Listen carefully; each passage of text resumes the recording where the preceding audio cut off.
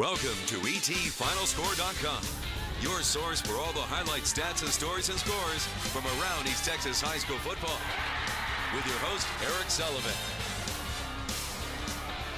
Hey, what's up, everybody? Eric Sullivan here. This, of course, is the ET Final Score football show. It is full throttle district play for the next 5 consecutive Fridays. The real football season is what the coaches like to call it. As always, we want your input. Just go to Twitter at ETFinalscore.com to post all your comments, picks, score, stats, and let's get this Week 7 party started. Our showcase game for ET Final Score was a hard one to choose from. We had a lot of great matchups in East Texas tonight, but you never go wrong with Lufkin JT. These two go way, way, way back in the day.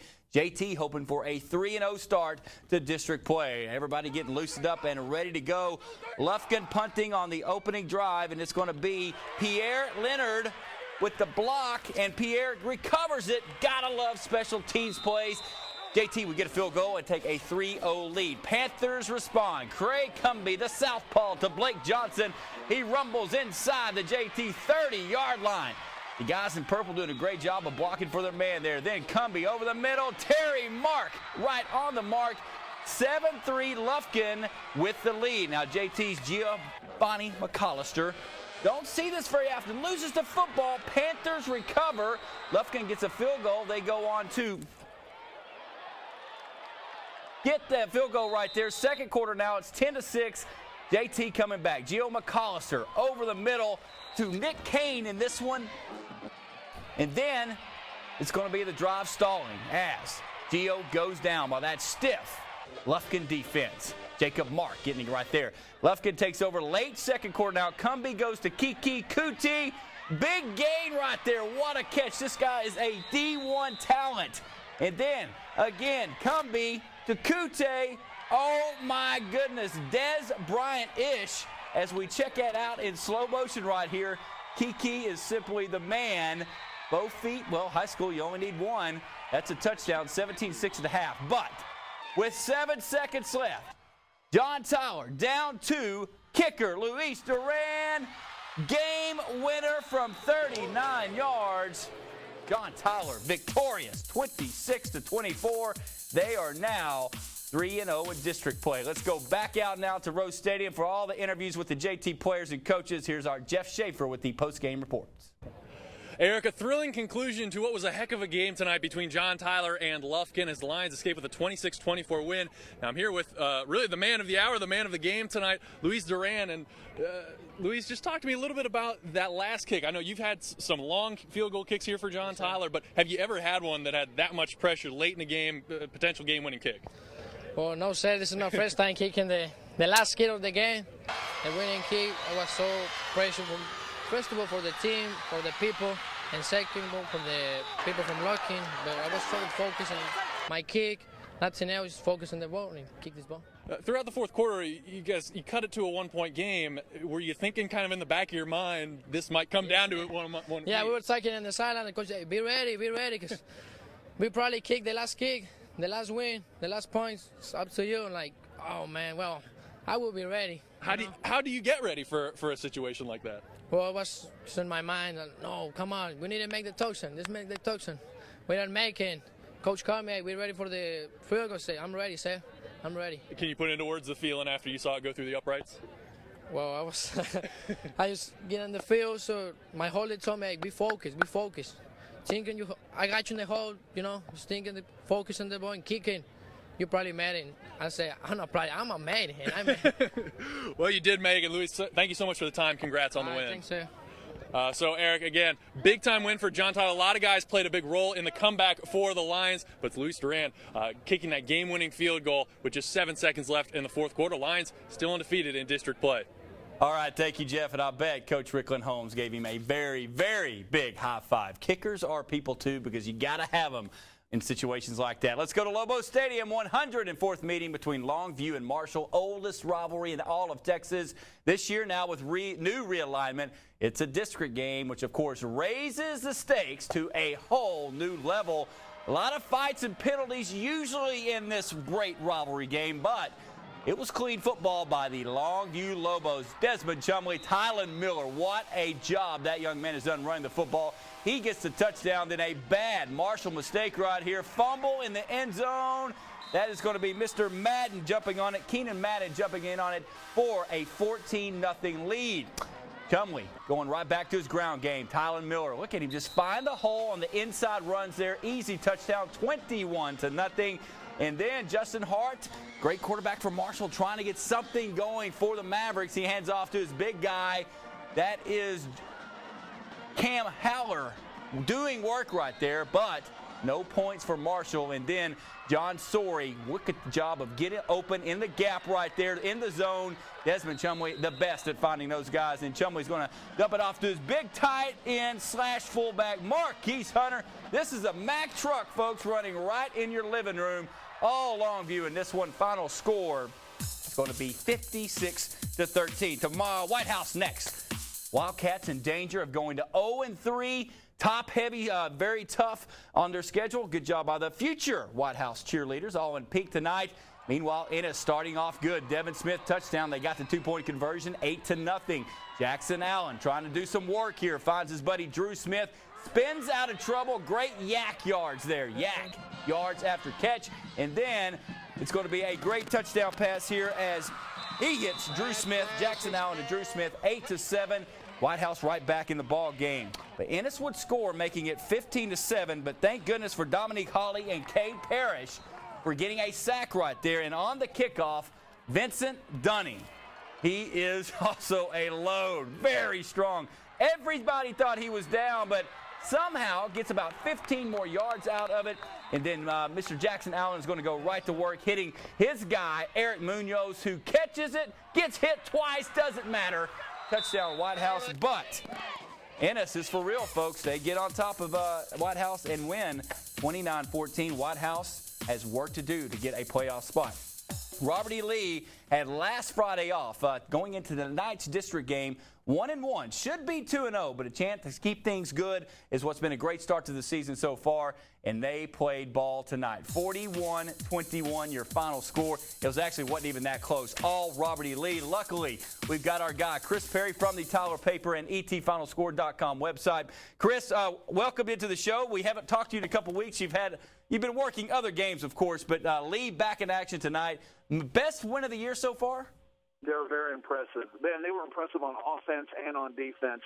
They scored on 5 consecutive possessions after it was 7-7 early in the second quarter. And the defense really deserves a lot of credit. They had 7 sacks tonight, and unofficially by my numbers. Who knows, it may even be more, but I have it down for 7 sacks.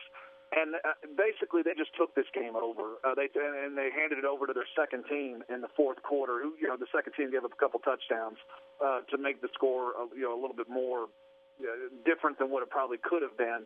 But it was just a really strong statement by Robert E. Lee, and they're now 2-1 in district. Couple of guys you'd like to give a couple game balls out to, Chris, from this ball game. Well, I thought that Zach Hall was amazing, like always. He rushed for 2 touchdowns and threw a touchdown. And Devontae Craver and Tavon Wesley did work in the running game. But really, you just need to give the whole Lee defense. They were fired up after what happened against Rowlett. There were so many solo tackles tonight after Lee missed so many tackles that I lost count. And so many times that the Lakeview Centennial quarterback was back there running for his life. And he actually made some really good plays that probably should have been more sacks if he wasn't so elusive. It was just a really, really strong win, a good performance by Robert E. Lee tonight. Job well done, Chris Perry. We'll see you next Friday. 41-21, Robert E. Lee, big win. Let's get back to 16-5A district. Jacksonville, it's early, kind of looking for playoff spots here. I mean, it's early in district, but the Lyndale Eagles, they wanted to shake things up tonight. To the Tomato Bowl we go. And the Fighting Indians down 14-0 thanks to the great play of Montana Metter. Here comes the great Carter McCowan. Oh, this guy is smooth. Look at him running through the guys left and right. He gets a big first down, but it's on 4th and 10 where the Lyndale Eagles, Carson Mazzell, comes up big. That's where Carter McCowan is so good, but Carson breaks up the pass and says, nope, incomplete. Turn over the ball to Lyndale. Metter this time showing off that arm, and oh, what a pick, though, by Jacksonville's Trey Wagner. So no points right there, but back comes Forrest Burton, the running game going strong, and then Metter just running that offense to a T tonight, hits his guy Cameron Sir Lewis, and folks, big win for the Eagles. Shout out to Eagle Country, 38-15 your final. Bounce back game tonight for the Hallsville Bobcats at home against Mount Pleasant. Chance to get back on the winning side of things. First quarter here, Wyatt Warburton passes to Andrew Southpard, runs it.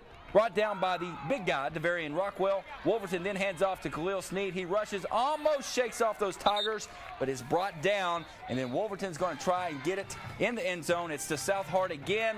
He gets the touchdown. Well done as he fights, gets right there inside the line there. And then Hallsville able to get the touchdown, 7-0, as Sneed to Snake, which they get in right there.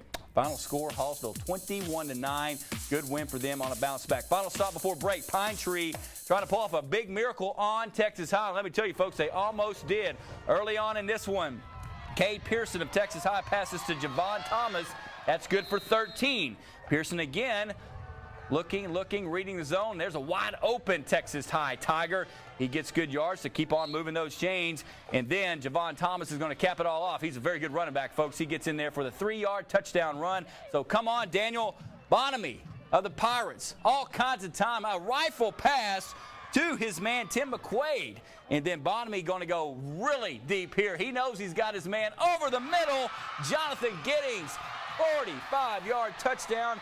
But Texas High able to win on the road, 31-21. Good fight by Pine Tree. A couple of scores from 5A real quick. Knack all over Corsicana, 49-21. Sulphur Springs all over Greenville, 50-33. All right, up next, Athens Van, Chapel Hill, Brownsboro, Tatum, Gladewater. You're looking at our live scoreboard from ETFinalScore.com. We're right back with more highlights, more scores. Don't go anywhere. Welcome back, everybody. Van Vandals, perfect at 5-0, but last year's district champs, Athens in town. It's always a good rivalry game here. To Memorial Stadium we go in the heart of Van Vandal country. Peter Maddox hands it off to Matt Savis.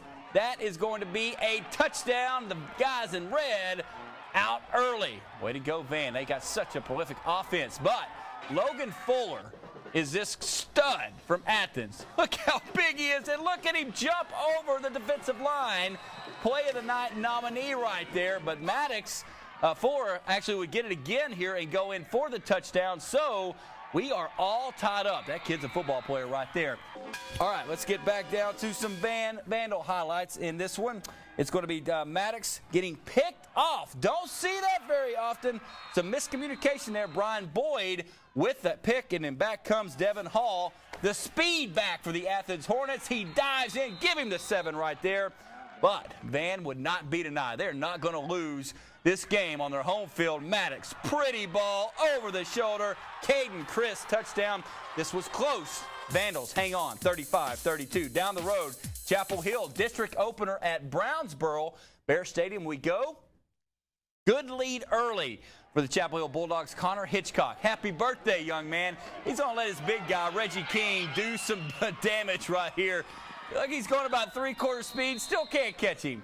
That's a touchdown right there. Ryan Hart trying to do something for the Brownsboro Bears as he's going to hand it off to his guy, Mr. Damian Thompson. Big run by Thompson. Somebody's got to get him, and then Kenneth Woods will put it in for the score for the Brownsboro Bears, but this night belonged to Chapel Hill. Connor Hitchcock and company, Reggie King, outstanding, 56-20, your final score. All right, we stay in District 9 4A. Carthage, tough start to the season, taking on Henderson as we go to that awesome stadium there over in Carthage. Early on, it's going to be Henderson's Zane Boyles getting a nice gain right there. Good job by Henderson. Doing a great job there. Then Boyles is going to fake the handoff, dodge several guys. Henderson's sleeper team, folks. This guy can play some ball. Great run, almost. Do they give it to him? Yes, they do. Touchdown, Lions up 8-0. Carthage Jarrett McLean is going to get a sack, though, here on Mr. Zane Boyles right there. So the defense coming to play. And then the Bulldogs, James Marshall is going to recover a fumble right here. So, boy, usually we're talking about that Carthage offense. It's the defense getting the job done. And then you've got Mr.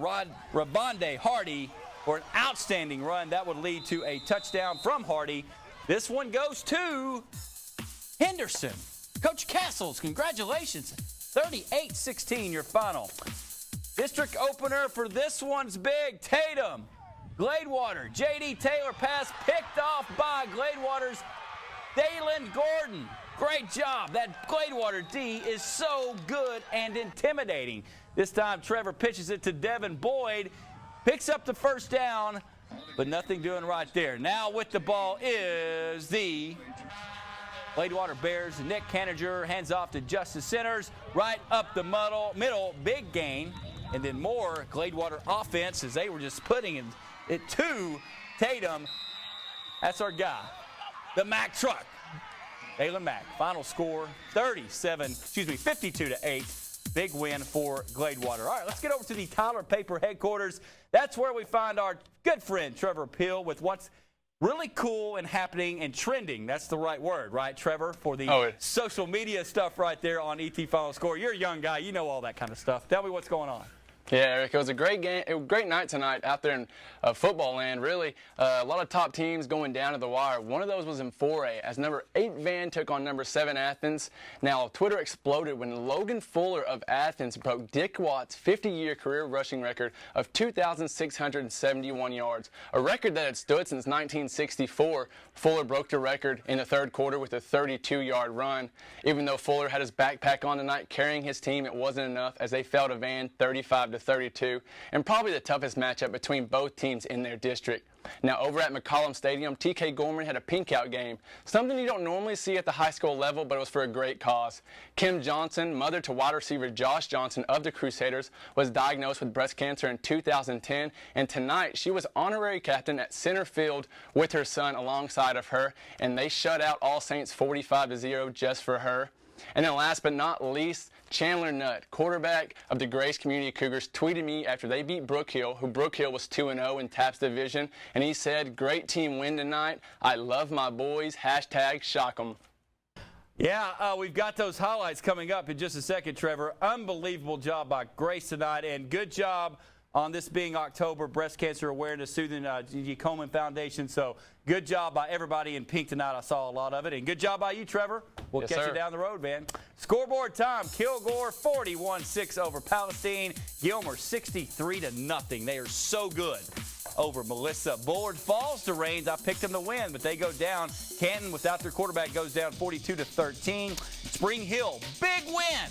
26-18. Way to go, Panthers. Mahia 61-42 over Rusk. Maybank, tough night. They lose 63-0 in Pittsburgh. Also with the shutout over North Lamar, 36-0. All right, we just talked to Trevor Peel on that Twitter page. You're looking at it right now. Get over there, Big Davis. You know what you're doing. Live look at the ET Final Score Twitter page. Just tweet at ET Final Score. Tons of info. We'll be right back. Welcome back, everybody. On to Class 3A now. Private schools coming up. Arguably the two best teams in 8-3A, ARP and Wascom. They met tonight. Deep East Texas we go to Wildcat Stadium. ARP and Wascom, we don't have that one? Okay, let's at least pop up the score. Let's pop up the score in that one real quick, guys. And if we get the CG down, there we go. ARP in this ball game for most of the ball game, but Wascom's the real deal, folks. They get the victory at home, 34-24. Also, don't forget tomorrow, Saturday night at Lobo Stadium, Elysian Fields, New Diana. Go check out Saturday night high school football. Now, in Class 2A tonight, no bigger game than the redeemed Big Sandy Wildcats at undefeated Union Grove. We talked to both teams earlier this week. Both admitted they circled this game at the beginning of the season. Let's get to the highlights at Glenn Johnston Stadium, Big Sandy, and Union Grove. Early on in this one, it's going to be Preston Beeson fumbling the snap. Union Grove's Garrett Bowery recovers it. He's a football player, folks. That's what he does. Now we go into this one. Tristan Thompson, such a good player. Passes to Rains Mullins for the 25-yard gain. Then Bowery in Wildcat formation carries it in. 8-0 Union Grove with the lead. Big Sandy football now. Preston Beeson trying to redeem himself a little bit. Here's my guy, Cameron Cuevas. so good. But, man, he gets stopped right there. Good defense by Union Grove in this one. 47 yards right here. Beats him to Jordan Womack. Come on, Jordan, run. He does. Touchdown. Big play. Here's some two-point conversion. Caleb Smith, get rid of it. Got it. We tied up at 8. How would it end? Big Sandy looking for the big upset in this one. 27-22. Wildcats pull it off. Way to go, Big Sandy, but don't worry. Union Grove is stout. They'll be in the playoffs. Let's get to the private schools now. All Tyler on Tyler showdowns. We start with All Saints at unbeaten TK Gorman. Trojans, very impressive so far, but let's get to McCallum Stadium as TK Gorman looking to go to 6-0. The mascots even getting into it a little bit in this one. Early on, 7-0. Gorman quarterback Andrew Watts hands off to Daniel McKnight. Daniel, go, son, go. 30 yards. A couple of plays later, going back to McKnight. Kobe Gibson, he knows how to call a game on the offensive coordinator role as well as a head coach. McKnight, touchdown. We have a 14-0 lead for the Crusaders. All Saints trying to answer. Quarterback Chet Wynn had such a great game last week. Pitches it to Matt Brunson. 18 yards up the left sideline. Nice job. Wynn, though, would run into some trouble right here. Jordan Morales gets the sack, and then back comes the TK. That's Morales right there with the we like to do a cutaway of the cheerleaders before the touchdown every now and then. Fans at TK Gorman are some of the best in East Texas. All Crusaders tonight, 45-0. Brookhill at Grace tonight.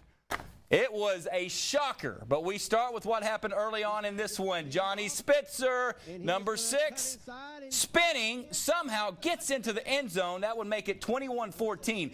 Grant Hanks, check out this catch by Ryan Cox. Oh, my goodness. He caught it inbounds but did step out, so they weren't able to advance the ball anymore. And then an explosion by the Cougars, led by Chandler Nutt, over the middle. What a great catch by Adam Graham. 27-14. Back comes the guard. Hanks to Seth Brazier. You will not find a better catch. Play of the night nominee. Look at him snag that in. Actually got up a little shaken up, but it was all Grace in the fourth quarter. Spitzer, Josh Spitzer, 55-14. That would be your final score. Wow, who saw that coming? Grace, congratulations. Mineola, White Oak. Mineola comes back to win 2017. Harmony 37-12 over Quitman. Frankston and Troop. There's those Troop Tigers. 64-34. West Russ 35-7. They get the victory. Dangerfield falls to Winsboro. Malakoff beats up on West Rusk. And real quick, Edgewood victorious as well as Paris Chisholm. Final break right now. We'll be right back.